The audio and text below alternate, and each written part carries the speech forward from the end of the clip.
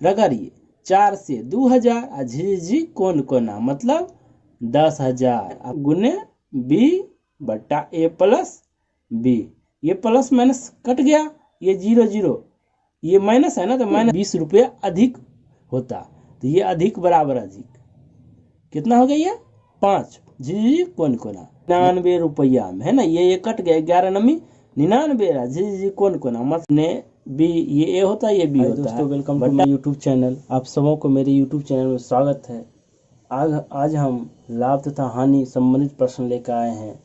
चलिए प्रश्न नंबर 31 देखते हैं। किसी वस्तु को 8,000 रुपये में बेचने पर क्रय मूल्य के 1/5 भाग के बराबर हानि होती है, तो इस वस्तु का क्रय मूल्य क्या है?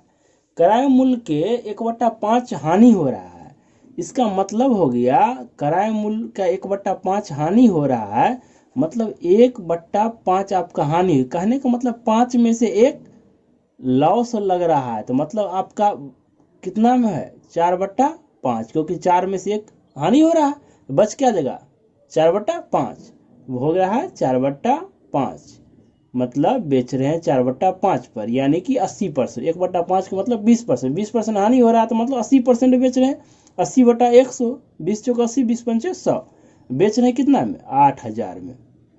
अब इसको रगड़िए 4 से 2000 आ झिझी कोन कोना मतलब 10,000। आपको क्रय मूल्य कितना था 10,000, यही हमसे पूछा जा रहा था। 2 सेकंड। चलिए अगला क्वेश्चन देखते हैं, क्वेश्चन नंबर 32। 2 साइकिल समान मूल्य पर बेची जाती है, इनमें से पहली साइकिल 20% लाभ पर तथा दूसरी साइकिल 20% हानि पर बेची जाती है। इसमें कुल 18 रुपये की हानि हुई, तो इसके क्रय मूल्य होंगे क्रमशः, है ना।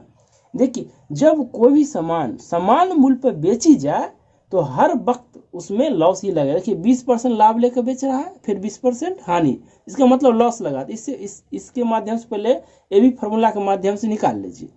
देखिए 20% लाभ फिर 20% हानि, ठीक है, प्लस माइनस गुना करेंगे तो माइनस ए गुने बी बट्टा ए प्लस बी। ये प्लस माइनस कट गया, ये 0 0, ये माइनस है ना तो -4, इसका मतलब आपका हानि हुआ कितना परसेंट का 4% का हानि हुआ। हम हर वक्त बोलते हैं कि विक्रय मूल्य अगर समान हो तो हर वक्त लॉस लगेगा। अगर 20% लाभ रहे 20% हानि रहे तो लॉस लगेगा ही लगेगा। क्रय मूल्य पर रहेगा तो ना तो लाभ होगा ना ही हानि होगा। ध्यान रखिए आपका हानि हो रहा है 4% का, टोटल हानि है 4% का, लेकिन टोटल हानि हो रहा है 18 रुपया का। टोटल हानि हो रहा है 18 रुपया से, काटिए 25, ये आ जाएगा 25 इसको गुना कीजिए 18 पंचे 90, 18 दूनी 36, 36 और 9 45, मतलब क्रय मूल्य कितना है 450 रुपया क्रय मूल्य है। लेकिन इसमें क्या है दोनों साइकिल का क्रय मूल्य आ गया हमको, इसमें हमसे पूछ रहा क्रय मूल्य होंगे क्रमशः, अलग अलग पूछ रहा है। तो पहले एक चीज देख लीजिए कि ऑप्शन देख लीजिए। देखिए ऑप्शन ये 180 और 270, 300, 300, 400, देखिए 450 हो रहा है, मतलब ये ऑप्शन होने की संभावना है। देखिए 200, 240, मतलब ये नहीं होगा क्योंकि टोटल तो 450 आना चाहिए। 300, 420, नहीं ये भी नहीं होगा। 470 ये भी नहीं, मतलब इसमें आप टिक कर सकते हैं, है ना। अगर इसी प्रकार का 2 ऑप्शन 450 वाला टकरा जाता, ऐसे करते, पहले साइकिल का मान लेते x रुपया, दूसरा साइकिल का मान लेते 450 माइनस x, है ना। पहले साइकिल को बेच रहे हैं 20% लाभ पर, तो 6/5, दूसरी को 20% हानि पर 80/100, यानी कि 4/5। ये जो विक्रय मूल्य है कि दोनों समान है, ठीक है। अब देखिए ये कट गया, इसको इसमें गुना कर 4, इधर आएगा तो 6 4 10, आइए हो गया आपको कितना 450 × 4, इसमें भी होगा ना, ये 0 0 काट दीजिए, x बराबर कितना आ गया 45 दूनी 90, 180, एक आ गया 180, दूसरा निकालना हो तो इसमें क्या करेंगे x का मान घटा, 450 में से x का मान घटा देंगे, आ जाएगा कितना 270। एक हो गया 180, हो गया 270। लेकिन ये चीज आप कब कीजिएगा जब ऑप्शन 450 वाला 2 गो आ जाए तब। देखिए यहाँ नहीं आ रहा है, यहाँ एक ही ऑप्शन है, तो हम यही करके छोड़ देंगे। देख लेंगे दोनों जोड़ के कहाँ 450 हो रहा है। अगर दो का ऑप्शन टकरा जाता तो कंफ्यूजन था, तब ये हमको निकालना पड़ता। नंबर 33, एक घड़ी को 20% लाभ पर बेचा जाता है। यदि घड़ी के क्रय मूल्य तथा विक्रय मूल्य में से प्रत्येक को 100 रुपये कम कर दिया जाए तो लाभ 5% अधिक हो जाता है। घड़ी का प्रारंभिक क्रय मूल्य कितना है?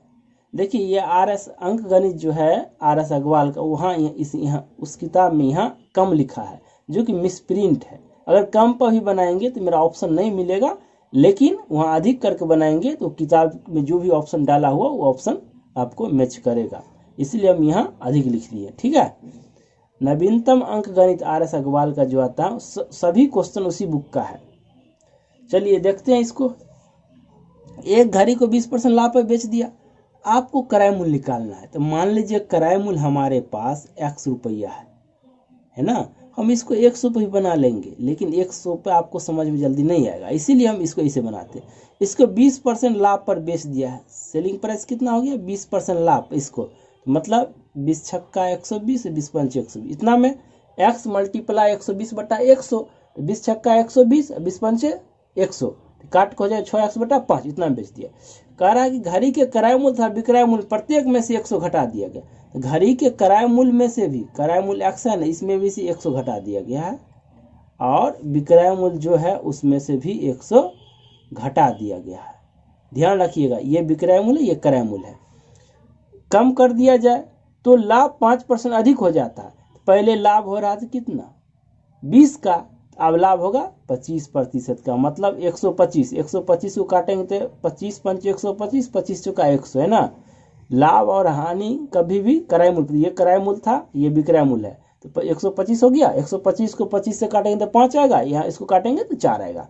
अब इसको जी कोना कर दीजिए। देखिए बहुत आसान है, इसका मल्टीप्लाई इससे कर लीजिए। हम एक बार लिख देते हैं, नहीं तो ये करने की जरूरत नहीं, एक के बार जी कोना कर देते। ठीक है, अब देखिए बट्टा ये 4, ये आ गया 6x बट्टा 5 माइनस 100। ठीक है, अब देखिए यहाँ से क्या करेंगे हम, ये आ गया। देखिए इसको एक लाइन और लिख देते हैं हम, 5x माइनस 500 बट्टा कितना है मेरा 4, इसका भी भिन्न घटाव ले लीजिए, तो ये हो जाएगा 6x माइनस 500 बट्टा 5। आप इसको जी कोना कर दीजिए। देखिए 25 25 6 चौक 24, आपको पता चल गया 100 का, क्यों यहाँ ही प्लस घटेगा ही घटेगा। अब आगे आइए, बराबर डाल दीजिए, 25 25 और 5 चौक 20, यहाँ भी माइनस यहाँ भी माइनस, 25 25 5 चौक 20, मतलब घट जाएगा। आपका क्रय मूल्य कितना है 500 रुपया, क्योंकि क्रय मूल्य x को माने थे। ये कितना है 500। ये गुना समझ में नहीं आया तो आपको या करके गुना कीजिए। नंबर 34, एक कुकर 16% लाभ पर बेचा गया, यदि इसे 20 रुपये अधिक पर बेचा जाता तो लाभ 20% होता। कुकर का क्रय मूल्य कितना है? देखिए पहले ही बेच रहा है कितना पर 16% लाभ पर, 16% लाभ पर। अगर 16 के बदले 20% पर बेचता तो इसको कितना रुपया अधिक मिलता? 20 रुपया अधिक मिलता।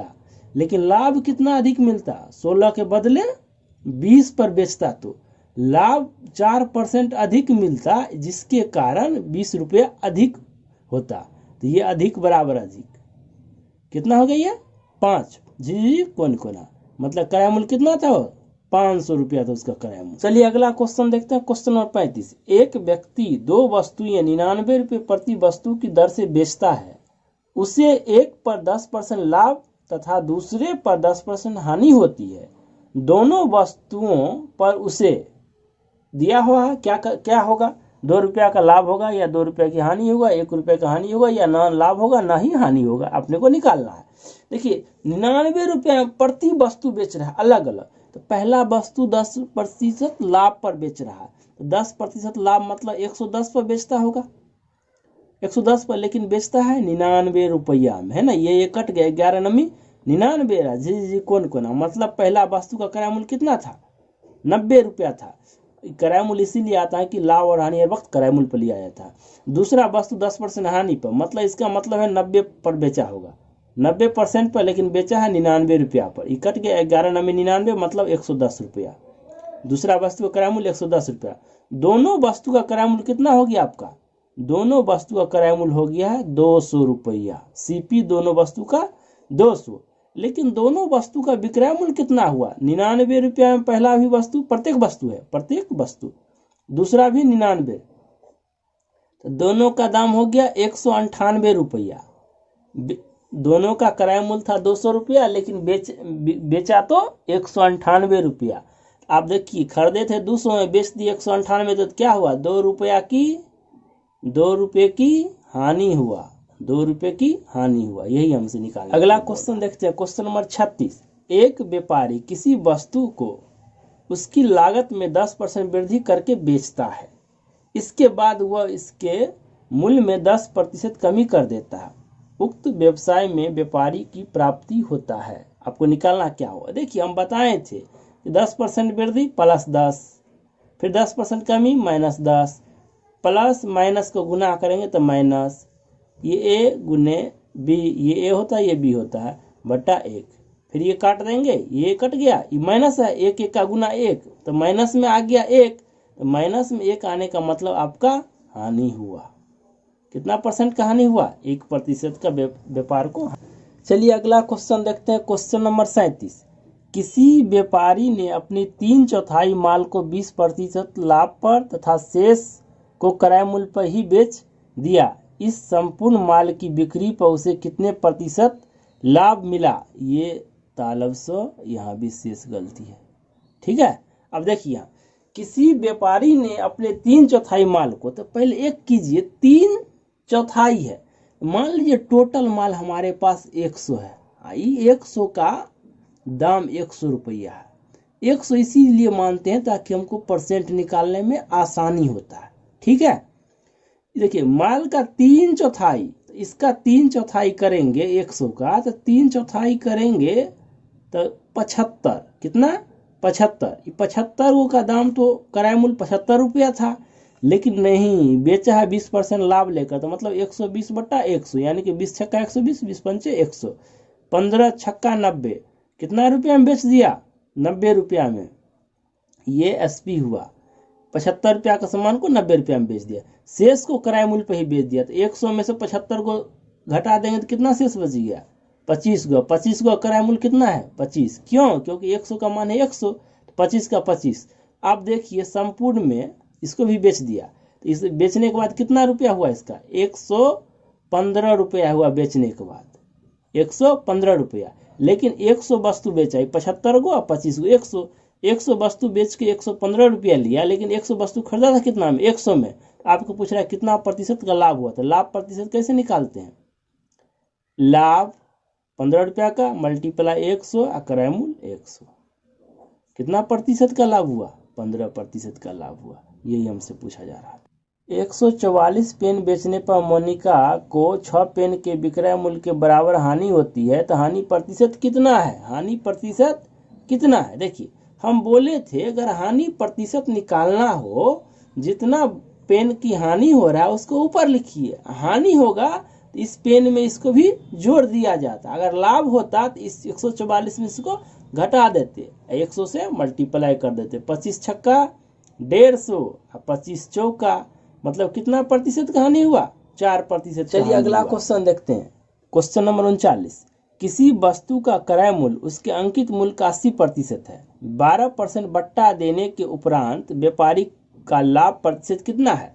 देखिए, किसी वस्तु का क्रय मूल्य उसके अंकित मूल्य का, हम मान लेते हैं अंकित मूल्य, एमपी मान लेते हैं, अंकित मूल्य मान लेते हैं कितना? 100। कितना मान लिए? 100 रुपया अंकित मूल्य।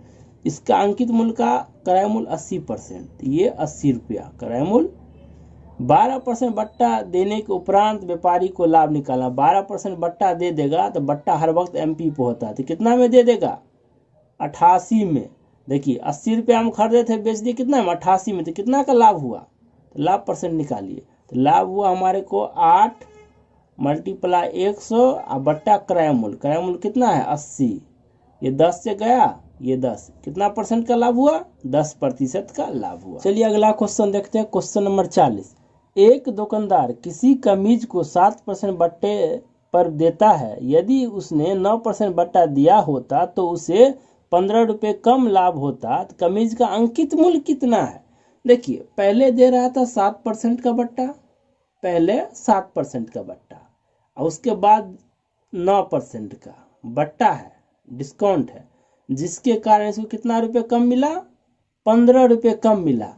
पहले दे रहा था 7% का बट्टा, आप दीजिएगा 9% का बट्टा, तो कम ही ना मिलेगा। तो लेकिन कितना परसेंट बट्टा के कारण हुआ? 2% बट्टा ज़्यादा कर दिया, उसके कारण इसको 15 रुपये कम मिला। तो 2% के लिए 7.5 को 100 से मतलब 750 रुपया उसका MP था। इसीलिए MP था कि बट्टा हर वक्त MP पे होता है, अंकित मूल्य पर होता है। चलिए अगला क्वेश्चन देखते हैं। Question number 41।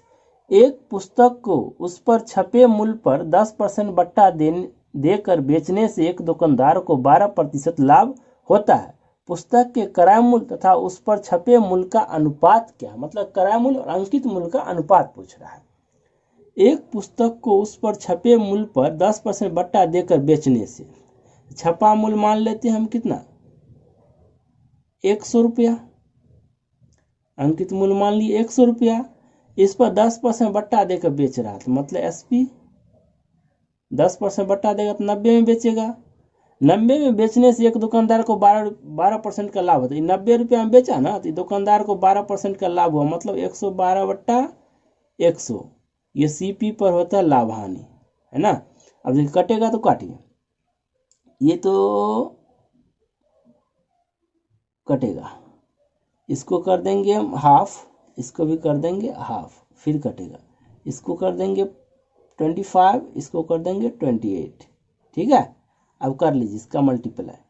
तो 25 नम्मा 225, 2250 बट्टा 28, 2250 बट्टा 28।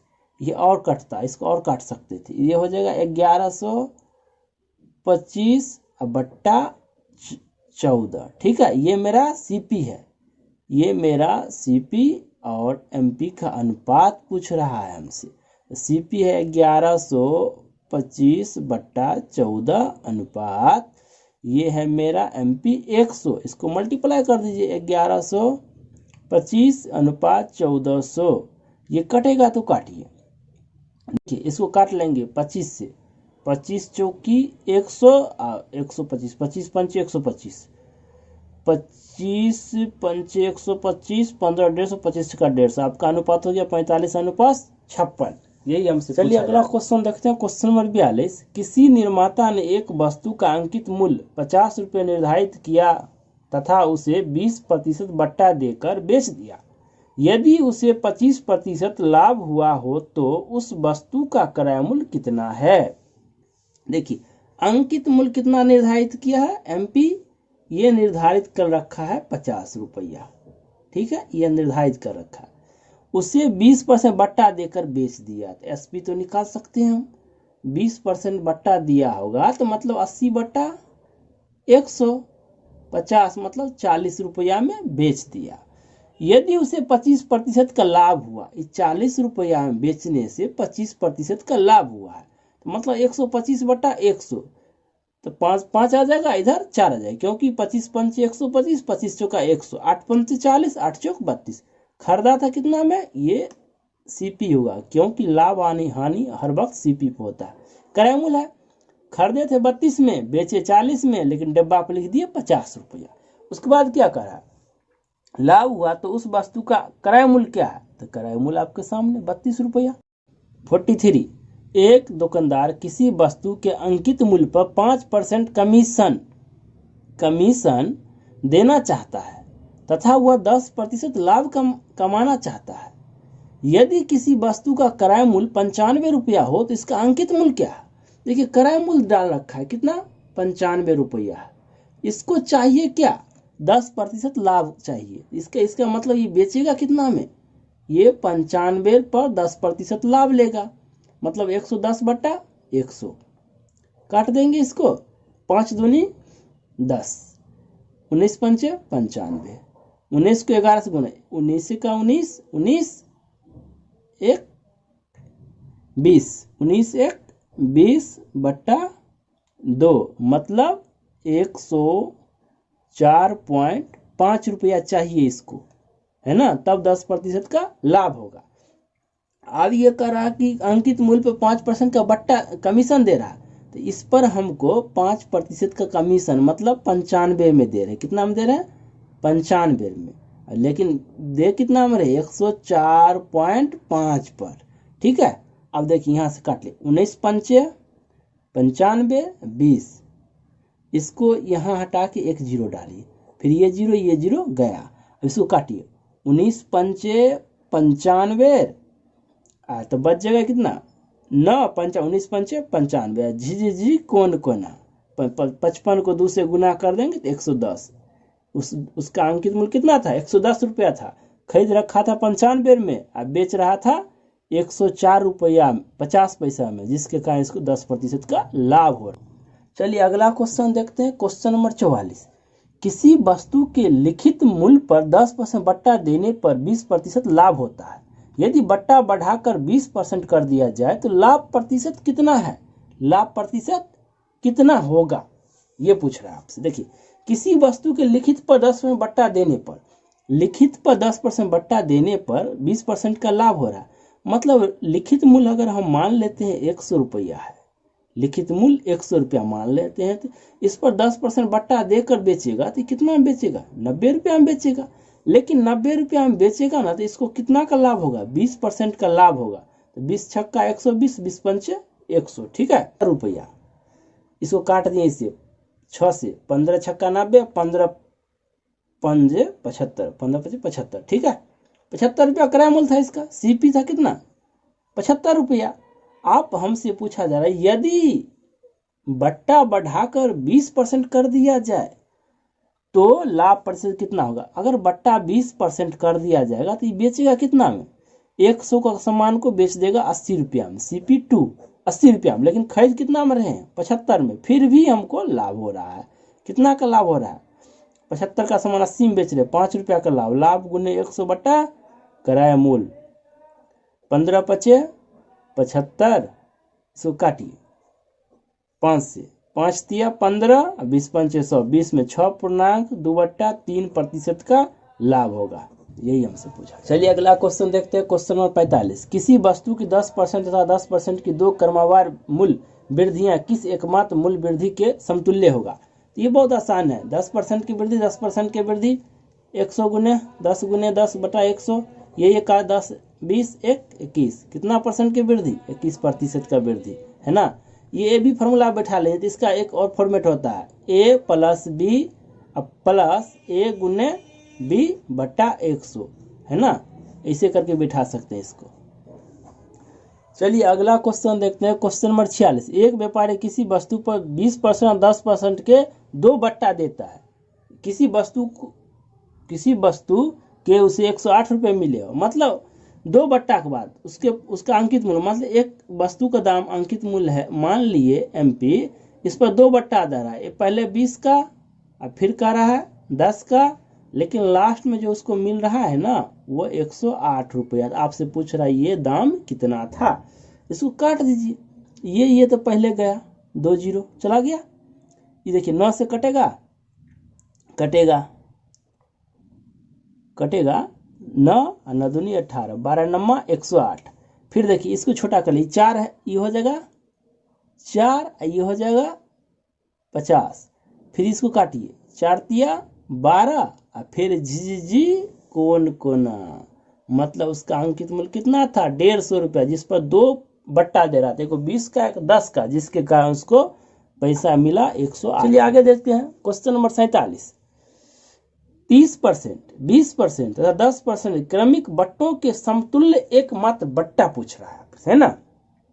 एक समतुल्य बट्टा पूछ रहा है। तो एक चीज मान देखिए, अगर हम किसी का अंकित मूल्य मान लिए 100 रुपया, तो पहला बट्टा है 30 का, तो मतलब 70 पर बेचते हैं, और दूसरा बट्टा है 20 का, तो मतलब 80 पर बेचते हैं, और तीसरा बट्टा है 10 का, तो इसका मतलब 90 पर बेचते हैं। ठीक है, 90।